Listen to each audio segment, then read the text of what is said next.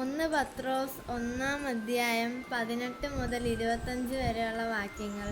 പിതാക്കന്മാരിൽ നിന്നു നിങ്ങൾക്ക് ലഭിച്ച വൃദ്ധമായ ജീവിത രീതിയിൽ നിന്നു നിങ്ങൾ വീണ്ടെടുക്കപ്പെട്ടത് നശ്വരമായ വെള്ളിയോ സ്വർണമോ കൊണ്ടല്ല എന്നു നിങ്ങൾ അറിയുന്നുവല്ലോ.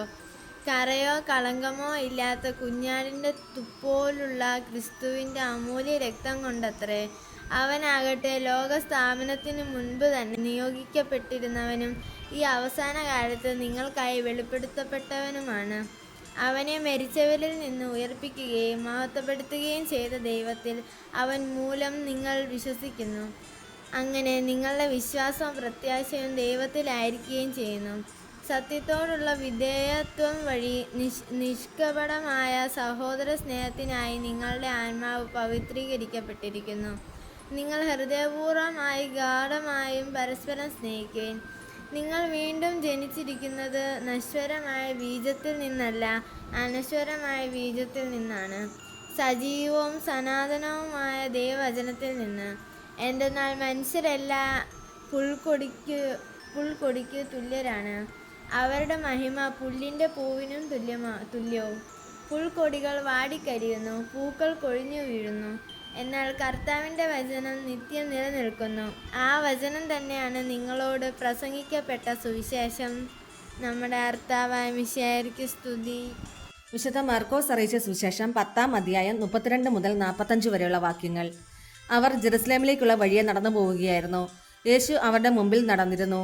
അവർ വിസ്മയിച്ചു. അനുയാത്ര ചെയ്തിരുന്നവർ ഭയപ്പെടുകയും ചെയ്തു. അവൻ 12 പേരെയും അടുത്ത് വിളിച്ച് തനിക്ക് സംഭവിക്കാനിരിക്കുന്ന കാര്യങ്ങൾ പറയാൻ തുടങ്ങി. ഇതാ, നമ്മൾ ജെറുസലേമിലേക്ക് പോകുന്നു. മനുഷ്യപുത്രൻ പ്രധാന പുരോഹിതന്മാർക്കും നിയമജ്ഞർക്കും ഏൽപ്പിക്കപ്പെടും. അവർ അവനെ മരണത്തിന് വിധിക്കുകയും വിജാതിയർക്ക് ഏൽപ്പിച്ചു കൊടുക്കുകയും ചെയ്യും.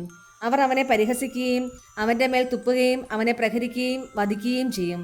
3 ദിവസത്തിന് ശേഷം അവൻ ഉയർത്തെഴുന്നേൽക്കും. സവദി പുത്രന്മാരായ യാക്കോബ് യോഹന്നാനും അവനെ സമീപിച്ച് അപേക്ഷിച്ചു, ഗുരു, ഞങ്ങൾ അങ്ങയോട് അപേക്ഷിക്കുന്നതെന്തും ഞങ്ങൾക്ക് ചെയ്തു തരണമെന്ന് ഞങ്ങൾ ആഗ്രഹിക്കുന്നു. അവൻ ചോദിച്ചു, നിങ്ങൾക്ക് വേണ്ടി ഞാൻ എന്ത് ചെയ്യണമെന്നാണ് നിങ്ങൾ ആഗ്രഹിക്കുന്നത്?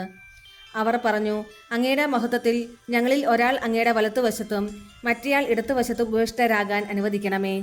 യേശു പ്രതിവചിച്ചു, നിങ്ങൾ ആവശ്യപ്പെടുന്നത് എന്താണെന്ന് നിങ്ങൾ അറിയുന്നില്ല.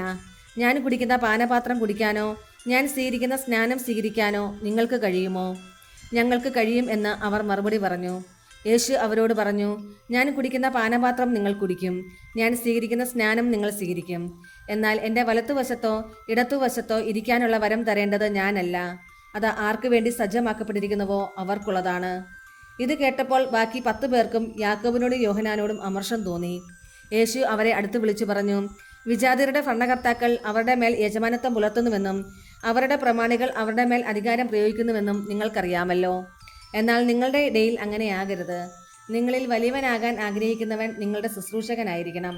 നിങ്ങളിൽ ഒന്നാമനാകാൻ ആഗ്രഹിക്കുന്നവൻ എല്ലാവരുടെയും ദാസനുമായിരിക്കണം. മനുഷ്യപുത്രൻ വന്നിരിക്കുന്നത് ശുശ്രൂഷിക്കപ്പെടാനല്ല, ശുശ്രൂഷിക്കാനും സ്വന്തം ജീവൻ അനേകർക്ക് വേണ്ടി മോചനദ്രവ്യമായി നൽകാനുമത്രേ. നമ്മുടെ കർത്താവായ മിശിഹായ്ക്ക് സ്തുതി.